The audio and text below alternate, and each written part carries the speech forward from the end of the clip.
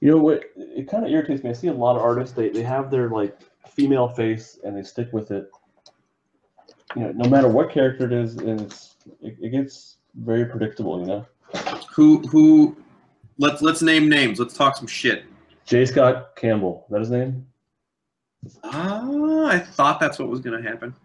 That it's the same face over and over, and he's obviously a very talented artist. Nothing against him in that way, but he's getting like really good gigs.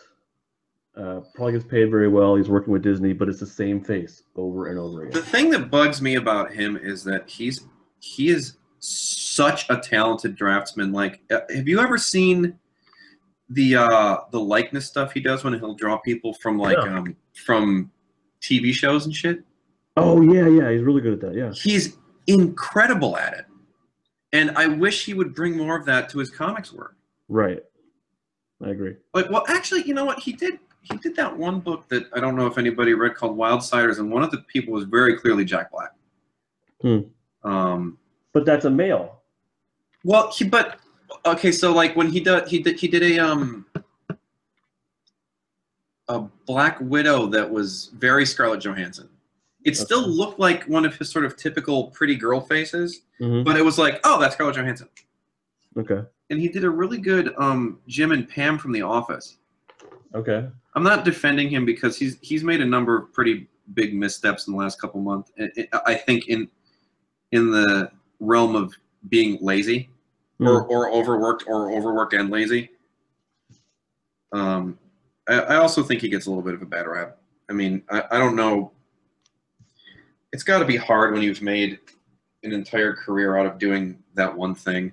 Right. And then all of a sudden the landscape changes so much and the rug gets pulled out from under you, and suddenly the thing that you've made your entire career doing is now taboo.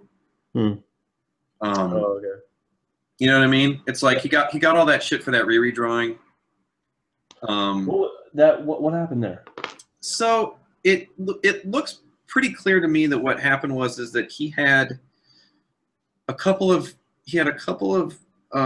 covers he had to do, and he lightboxed it, and he basically did the same pose for a bunch of different books. Oh, really? Yeah, and then that included, but like he drew. People said that she looked like a stripper, which I don't necessarily agree with, but people got upset about the posing that he did with her, which is sort of his typical, you know, as to be what we were talking about earlier, which was like the not quite broken back, but pretty close to it. Yeah. And like, you know, kind of thrusting the hip out to the side and shit. Which again has been his entire career. You kind of knew what you were getting. So what was the issue with it? The issue was that he did it and she's 16. Like the character's 16, which I get. I totally understand that. Because the second cover he did was phenomenal. It was her and like her hoodie, like leaning over, like I think the helmet, and then she was wearing some chucks, and it was immaculate. It was like, oh, people called me on the fact that I was being lazy, and then he did like a really great cover. So I don't know. I don't know what to make of it. But again, I'm sort of like, well, you know who you hired. Yeah. You can't do that with 16-year-olds. You can't. Right? You can't do that. I think that's the quote on the show. You can't do that with 16-year-olds.